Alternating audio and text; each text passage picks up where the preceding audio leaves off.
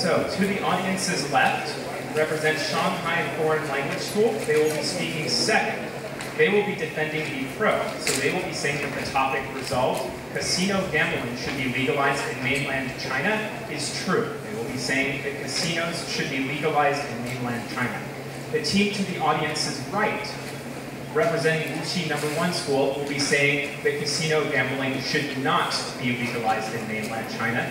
They will be defending the con side. They will be speaking first. So the con speaks first, the pro speaks second. The debaters will be taking about 5 minutes to prepare their cases. They'll speak from their desks and use microphones. The first constructed speech will last for 5 minutes. The debaters will give their opening remarks during these 5 minutes. After that, there will be a crossfire lasting for 3 minutes. The first speaking team will ask the first question, after which either side may ask or answer questions. After that, there will be a rebuttal speech lasting for 4 minutes, in which the second speaker of each team will attack the opposing team's arguments. Following that, there will be a crossfire between the two rebuttal speakers. After that, there will be another crossfire, followed by 2 summary speeches lasting for 2 minutes, a grand crossfire lasting for 3 minutes, and a final focus from each side lasting for 2 minutes. Before we begin the debate and while the debaters prepare, I'd like to introduce our judges. First, representing the Yale Debate Association and the former American College Debate Champion, Sam Ward Packer.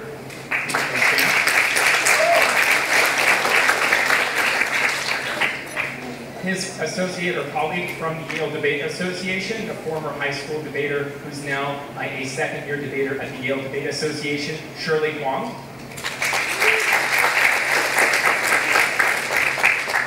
A recent graduate of the Greenhill School of Dallas, Texas, and this past year's American National High School Debate Champion of Lincoln Douglas Debate, Rebecca Huang.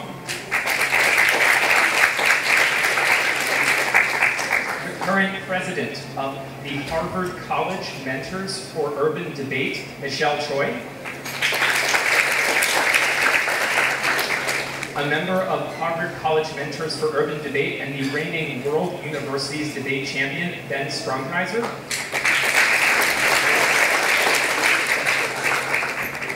Holding a master's degree from Vanderbilt University, as well as a former social studies and government teacher at a U.S. high school, Faith Suzuki.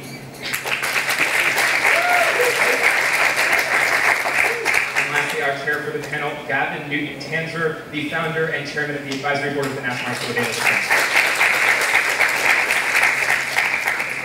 And after those introductions, are our debaters prepared? Are we all ready?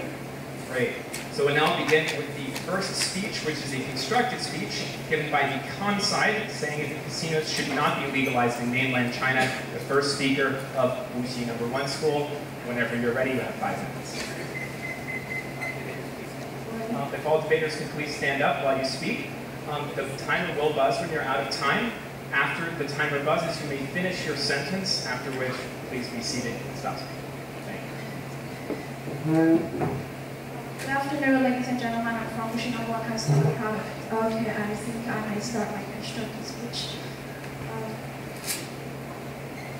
My partner and I negated the resolution that casino gambling should be legalized in mainland China. Observation 1. The resolution is about legalizing casino in mainland China, so we should look at both Vegas-style resort casinos and regional casinos and the impact associated with them. Observation 2. In order to evaluate this one, we should not focus on potential short-term economic benefits of legalizing gambling, but on the real-world impacts that such an industry would bring on individuals. A strictly monetary approach ignores the daily horrors created by legalizing the casino industry that is easily accessible. Contention 1. Problem gambling. A large-scale study by the Journal of Gambling Studies found that people who live within 10 miles of a casino have twice the rate of pathological and problem gambling as those who do not. Pathological gamblers are unable to maintain solvency or provide basic support for themselves or their family. Further, as noted in the American Psychiatric Association description, when the individual's borrowing resources are strained, the person may result in antisocial behavior to obtain money. That is a vague medical term for theft, embezzlement, fraud, and other crime. Spouses are harassed by bill collectors or suffer a wide range of stresses related to physical and mental problems.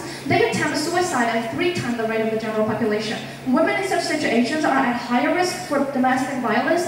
A study of members of Gamblers Anonymous found that upwards of 26% have gambling-related divorces or separations. The harms to children are persistent persistent and wide-ranging. They include financial insecurity, parental neglect, and a pervasive feeling of abandonment. Some children have spent hours alone at home. Others have lost money, homes, holidays, and the chances to go to college due to the parents' gambling problems. Contention to political impact. Subpoint A, competition between provinces. Over time, casino expansion within a province and in nearby provinces can create a downward economic spiral of market saturation, sluggish state revenues, and failing casinos, marked by an ever-growing competition in which each state tries to lure other state citizens into its casinos. We can see this from the case of America. According to the Council on Casinos, New England and the Mid-Atlantic states are already crowded with casinos. Nonetheless, they continue to wage casino border wars. Massachusetts has approved 3 new casinos and a slot parlor to compete against Connecticut's 2 Indian casinos. Rhode Island is adding table games to draw customers to Three Rivers. It's a similar story in other places as well. Casinos may begin by making lots of money for the local governments, but the economic dynamics over time tend to become increasingly negative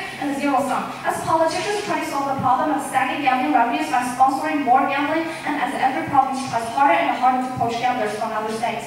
Subpoint B, conflict of interest. State governments are caught in a classic conflict of interest between their desire for more revenues and their responsibility to prevent harms to the public from unfair and exploitative practices. Our opponents are likely to tell you that the state can resolve the conflict in favor of more revenues from casinos. This decision is actually a violation of the precautionary principle, which holds that government must engage in due diligence before introducing a policy that might harm its citizens, even when the evidence of harm is not definitive. Yet in the case of casino gambling, there is clear evidence of harm, and the fact alone is sufficient enough to require a moratorium on casino gambling. Casinos are even a regressive tax source for the states, and I'll further explain this in the next contention. Contention 3, social inequality. With the spread of regional casinos into economically struggling communities, more working and middle-class people are drawn to casino gambling. People who don't have the time or money to travel to a foreign casino will gain easy access to gambling values. Easy access increases local participation and drains money from local residents into the state's coffers. As a consequence, low-wage workers and retirees are contributing a disproportionate share of the state's take of casino revenues, which results in social inequality, and the impacts are huge that explain Impact 1 social unrest. China official data show that the numbers of protests and riots has increased from 8,700 in 1993 to 180,000 in 2010. Researchers believe that one of the main reasons is that people are getting angry about social inequality. Central Community Schools research also shows that income gap has ranked into the most serious problem. Thus, analysts believe that China has become a social volcano. People's discontent with social inequality is being piled, becoming a threat to political stability. Impact 2, social immobility. Wang Xianghui, professor at Renmin University in Beijing, said, given the widened income gap in China, in the next 20 to 30 years, the government will not be able to make as significant progress in reducing poverty as now, which means that the rich will form interconnected relationships with each other, and there will be too entrenched on the top, and people cannot defend the top of their own efforts. This will fossilize the society and in the long term harm the economy. Another 20-year study done by the Nanjing University and London School of Economics, the rank of mobility has already dropped dramatically since China's early development. Yet legalizing casino in mainland China is actually worsening the situation that cannot be worsened anymore. Impact 3, middle income trap. According to Principal Economics at Asian Development Bank, all attempts to further develop Chinese economy will fail if inequality is not tackled. China is already a highly unequal country, resulting from the passive transition towards a market-oriented economy. Inequality is not reduced will hinder future growth and undermines consumption, constrains development in poor regions, and generates social tensions. Another report by International Monetary Foundation's Deputy Head of Research also shows that inequality makes growth less durable. One last sentence. Thus, legalizing casino will not only create net zero economic benefits, but also drive our economy into permanent stagnation.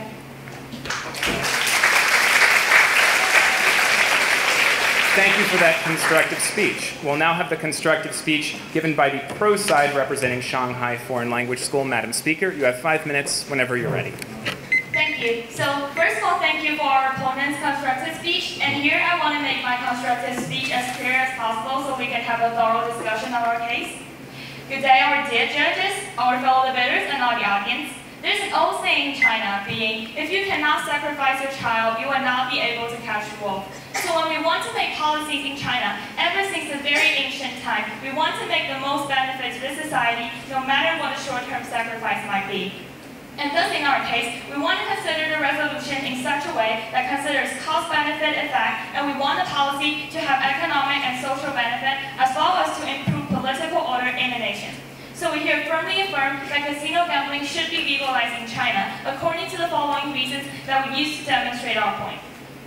Before we start our contentions, we want to define casino gambling as whatever games of chance that involve money that are played in a building that is designed for this purpose.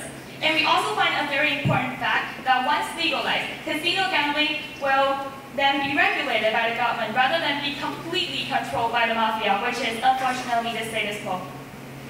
Legalizing casino gambling in mainland China can first of all benefit the local economy. By legalizing casino gambling, the Chinese government will do a great help to the local economy, specifically in the areas where it chooses to locate a casino by rising the demand for local catering industry.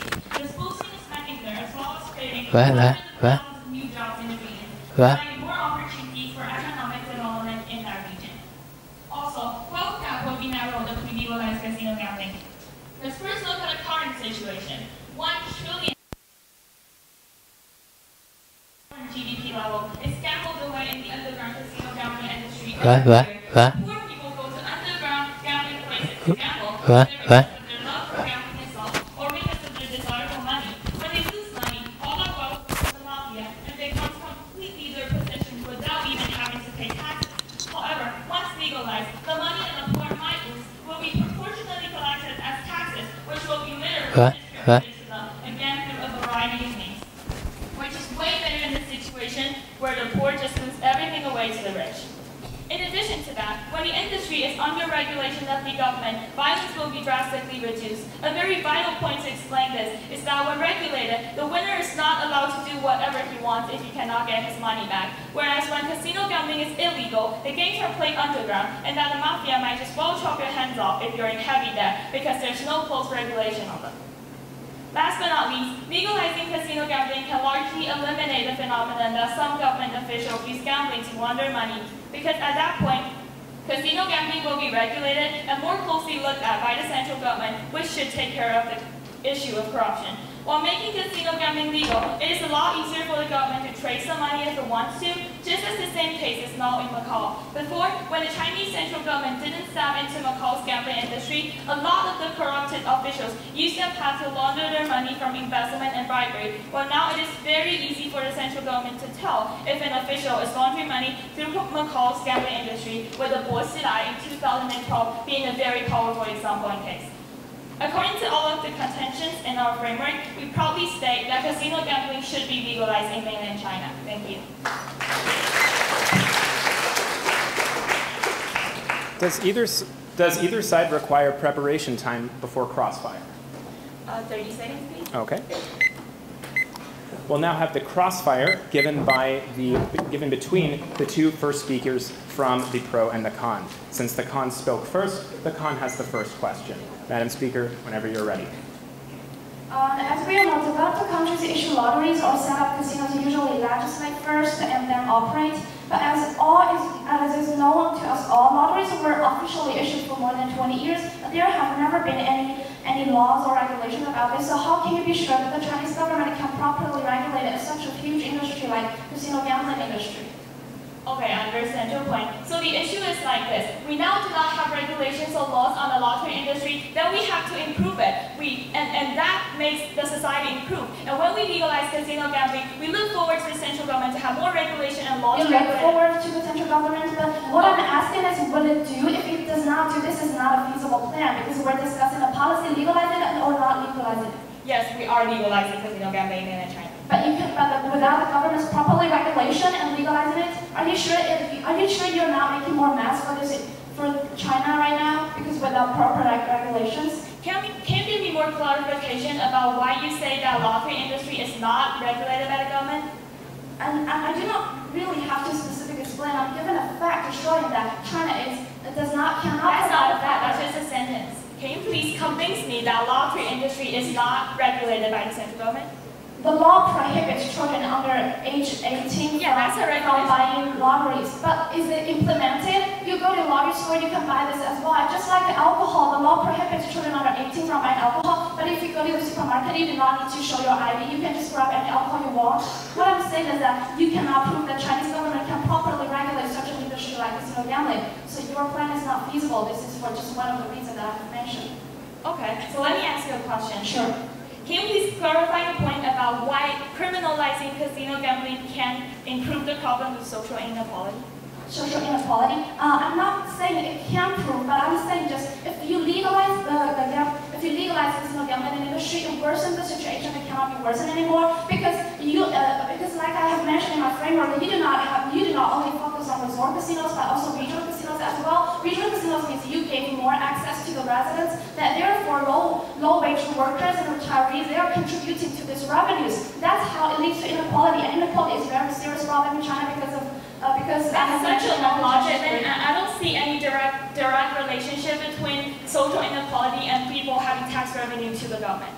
Yes, because like I have mentioned, the regional casinos, they provide easy access to residents. So the poor people, they go to the casinos a lot often, and also because of the design of casinos, they're quite tricky because of the decoration. They make you lose track of money, lose track of time, and then the slot machines in modern casinos, you can finish computers in a continuous run in 5 seconds. That's what makes you Yes, I understand your point, but I think our opponents have gone too far on today's discussion because as you have emphasized a lot, we're only talking about the legalization of casino gambling rather than how should we and where should we regulate them.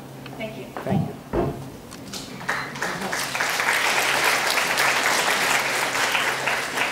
We'll now begin the rebuttal phase of the debate given by the second speakers of each team. Conside, do you need any preparation time?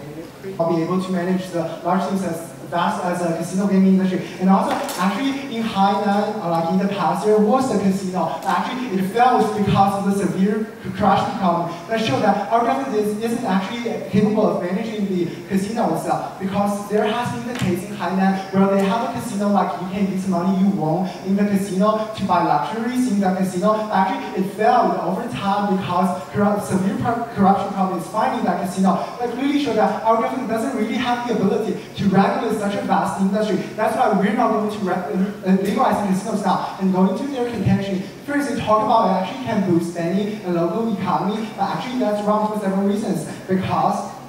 First, because actually casino doesn't really create any products. It's a pure redistribution of money. So it doesn't really create any real value or increasing the GDP. And also our opponents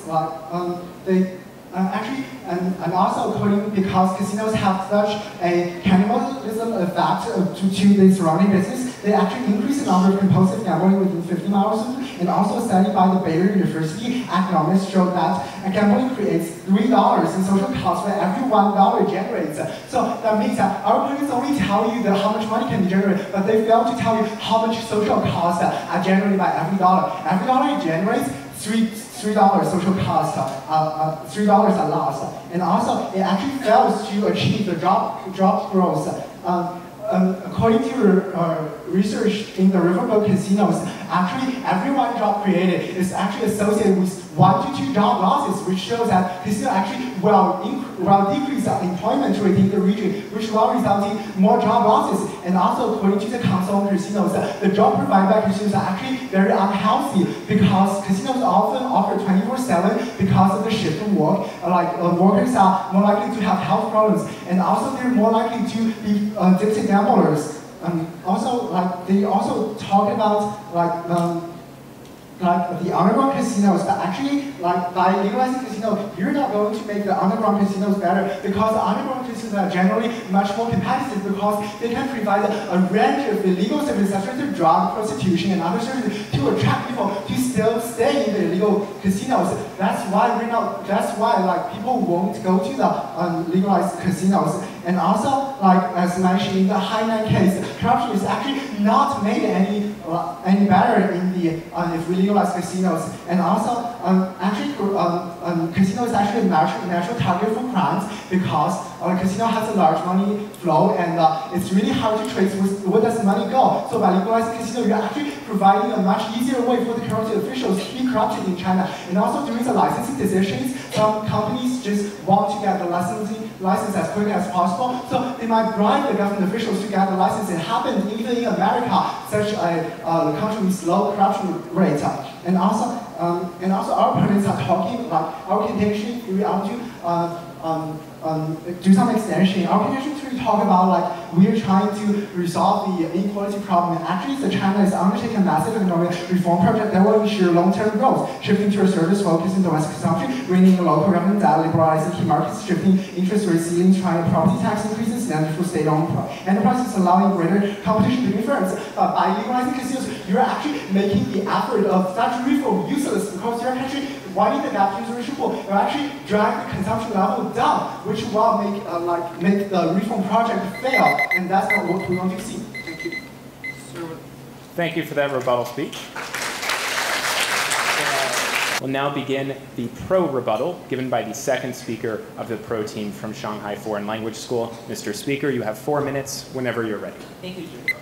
The underlying assumption of our question is, should China legalize casino gambling?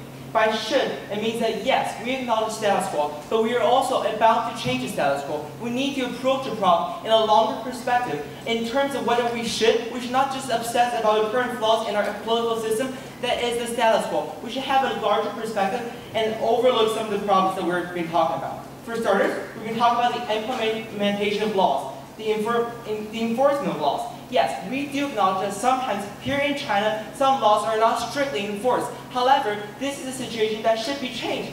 Those laws should be properly enforced, and that will address the situation. Also, regarding the other contention regarding the corruption issue, yes, we also acknowledge that in their current status quo, corruption exists. It's a very severe problem. However, we're pushing through this. We're trying to tackle the problem of corruption, and we're just not overseeing the problem. We're just not making the problem an obstacle. Instead, we should just directly address the problem instead of just walk away because the problem exists. Because that is how the should question works.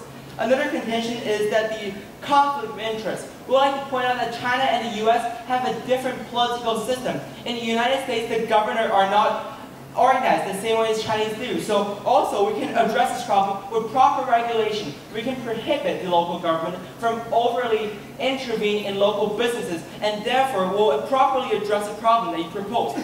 Also, one of our major contentions is that we do believe through casino gambling, a local economy can boom, because what comes along with casino is a lot of other industries.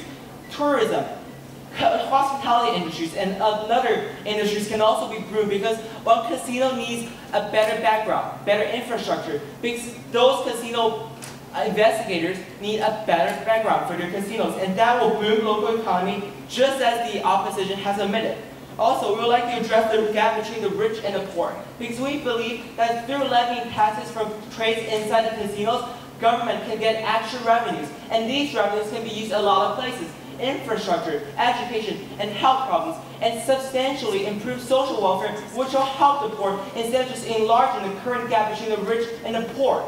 The money will eventually benefit the poor people. Also, the opposition have pointed out a lot of flaws of underground gambling, which we recognize. But this is an incentive for us to promote the legalization of casino gambling, because after we promote the legalization of casino gambling, there will be people who are afraid of the risks of infringement of law, who will therefore go to legalized casinos, and these people will walk away from the detrimental effects that underground casinos are currently bringing to our society. And that concludes my rebuttal. Thank you.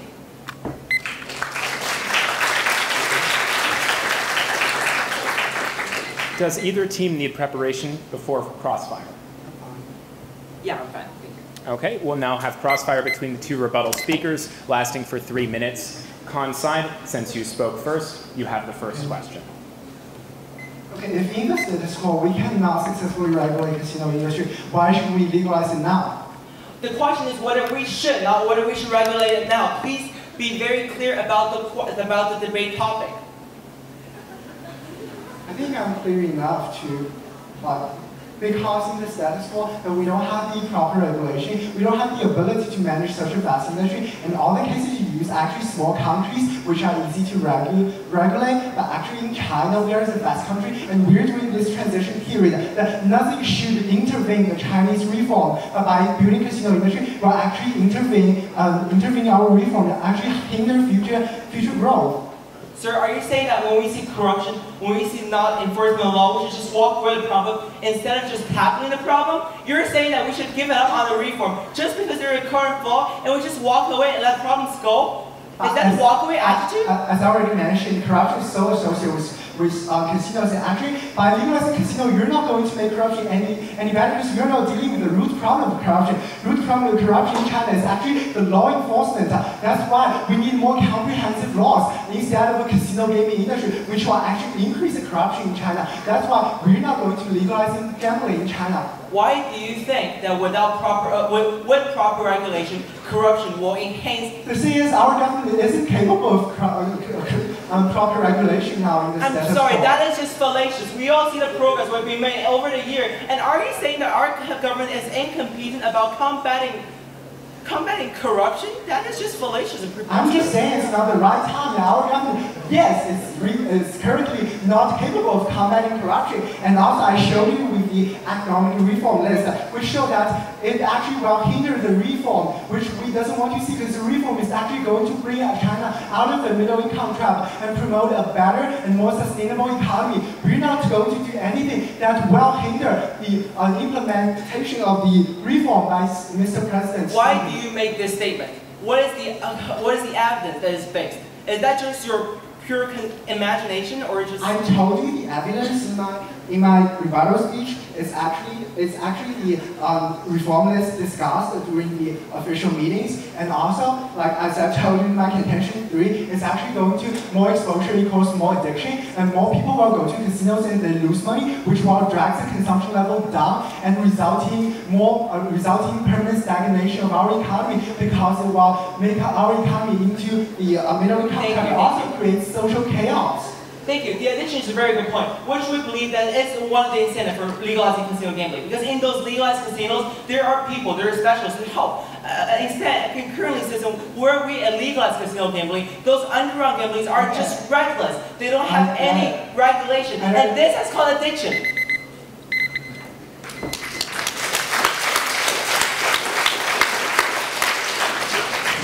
Thank you for that crossfire. We'll now begin the summary speech phase of the debate.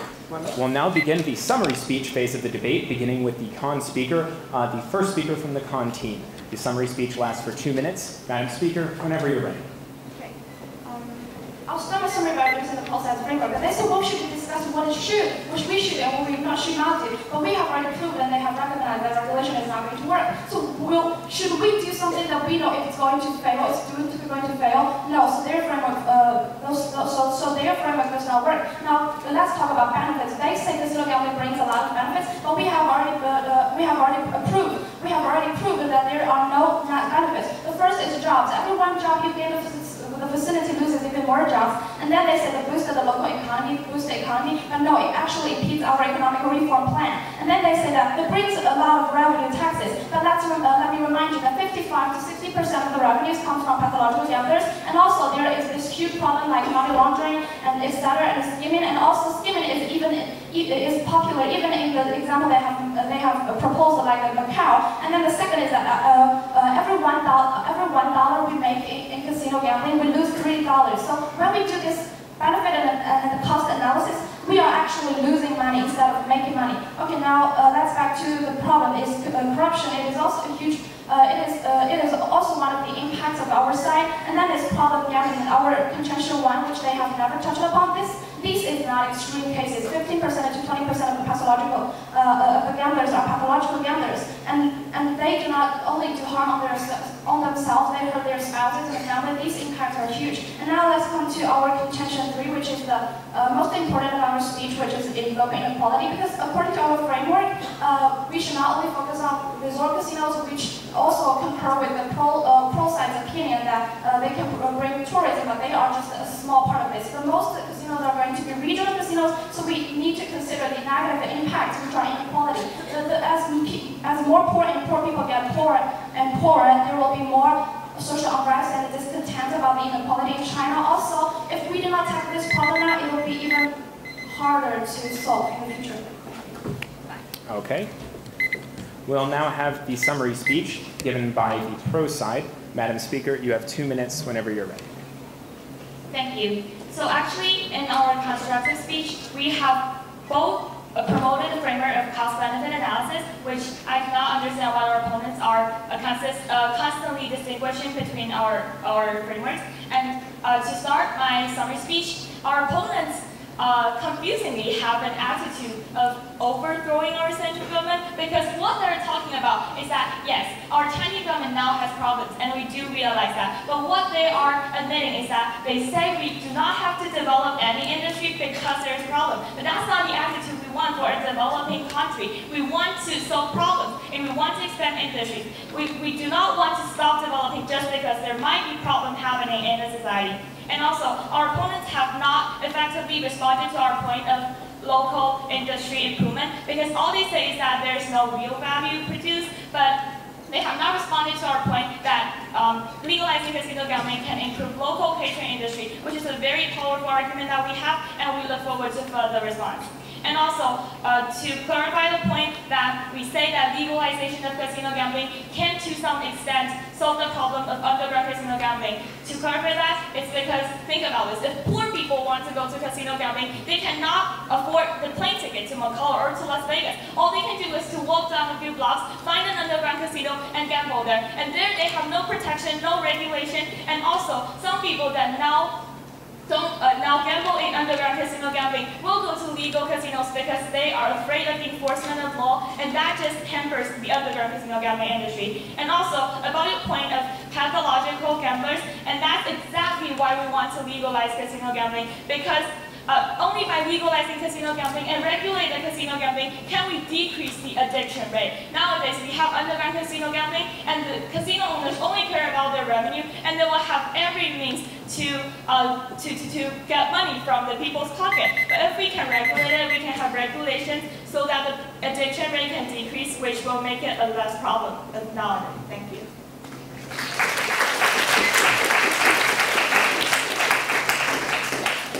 We now enter the grand crossfire period of the debate, called grand crossfire because it involves all four speakers. Does either team need preparation time before grand crossfire? Please stand. Do you need any preparation time? No. Okay, we'll now begin the grand crossfire. The con side, because they spoke first, will be asking the first question. I'd remind the debaters that the microphones do pick up quite a bit of volume, particularly in the audience, so I realize that crossfire does get heated. However, please keep that in mind during the crossfire. Thank you. Whenever you're ready. In the pro side summary, they mentioned that the poor people who cannot afford to resort casinos will go to regional casinos. Doesn't that concur with our third contention, inequality impact? Because that's what makes the poor people poor, and you're having the wrong assumption that poor people go to casino gambling and lose money, because casino gambling is only a game of chance. But actually, we know that house always wins. And as my partner already illustrated that, because of the designs of modern casinos, like the slot machines design, the decorations, which creates, like, you lose the time, through the track of time, you lose the track of money, and also you will keep gambling and like the slot machine, well, the main revenue of casinos come from. Actually, it has a repetitive and continuous motion, and you can even finish a round within 5 seconds, which will result in, like, the house always wins, and this is a common sense. I have a question. How do you know that casino always wins? Because you don't have evidence to support that, do you? I do have evidence to support that. If you want to look at it, you can look at it during your preparation time. Can you give us It's called Why Casinos Matter, conducted by the American Council. Can you give us the specific stats illustrating how that works? We also have evidence. If you can see this, we can show you this right after the crossfire. Also, we would like to emphasize that our government will be regulated by the government. Our casino will be regulated by the government. What that means is that such distortion or such fake plays will not be allowed, because our government should not allow that. It should be stipulated in the legalization. Wow, the prerequisite of law, you always said our government is capable of regulating, but as I already proved that our government isn't capable of regulating such a vast industry, and also while impede the current reforms that our government has. Don't you think that our government will never introduce policies that contradicting with each other? I understand your point. How much you want to illustrate to us how incapable our Chinese government is. And you have we also are not convinced by that point. And just please do not use that one point to negate all of our arguments, because we're not convinced by your argument that Chinese government is incapable. You're not convinced doesn't really matter as long as we convince the rest of the judge. And also, as we're talking about, China government currently doesn't have the ability ability to regulate.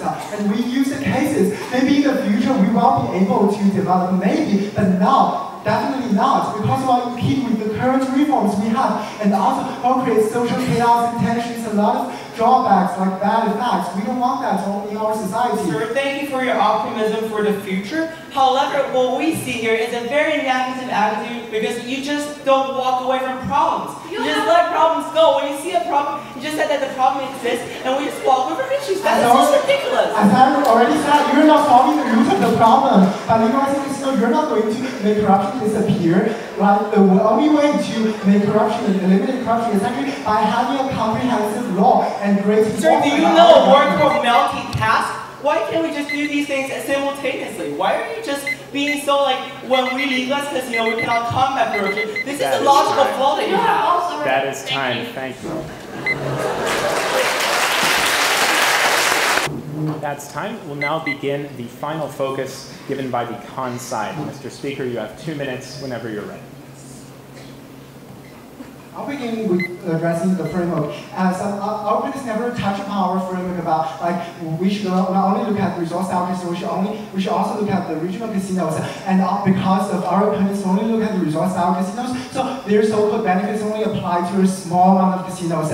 Actually, let's go into the economic impact. As well, we already proved that casinos have the cannibalism effect. They will push other business units in the local business away, which will result in like every $1 created by casinos is associated with $3 losses. And also, every one job created by casinos is actually associated with 1 to 2 job losses. That's why we're not going to legalize casinos, because it's never going to bring us any economic impacts, and our opponents have never addressed our rebuttal. And also, it will result in lower consumption level because people will go and spend money in the casinos, which will impede the current reforms of our government. Because of the contradiction between the two policies, we're simply not going to open casinos. And also, it will result in social inequality because more exposure equals more addiction, and poor people will go to casino more, and when they gamble, they result in like they get poorer, and also will result in severe impacts like first social unrest, and also the middle income trap, which will drag our economy into permanent stagnation. And also the third impact is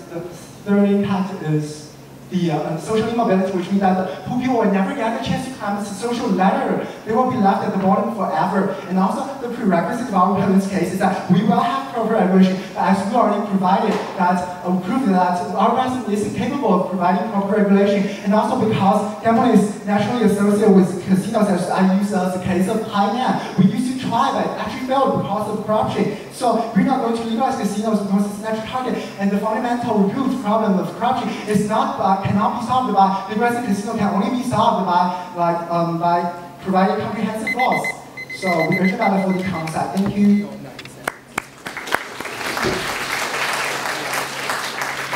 Thank you for that final focus speech. Pro, you have 1 minute and 30 seconds remaining. Would you like to use that? Yes. Okay, I'll let you know when it's passed.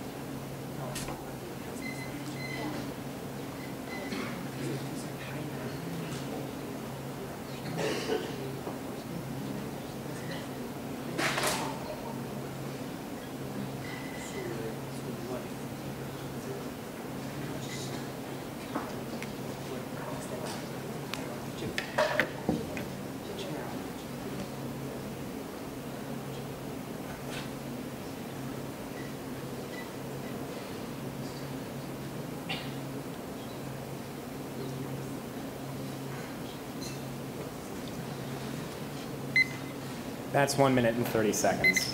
So we'll now have the final focus speech given by the pro side.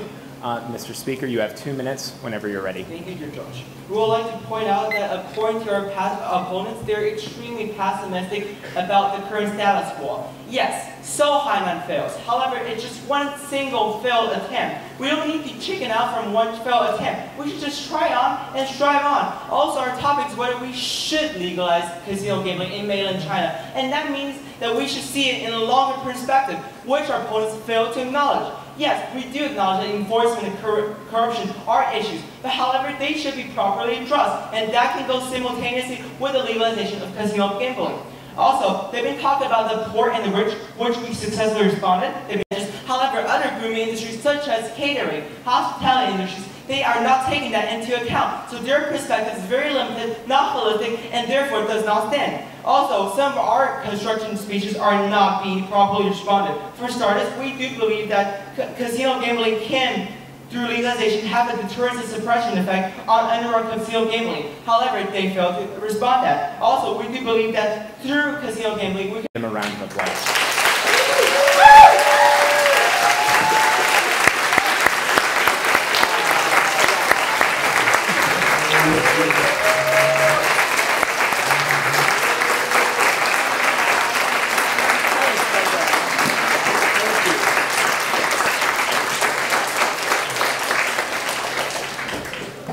And now at long last, the debaters may be seated in the audience. Thank you very much for such an excellent round. If you guys could please shake hands.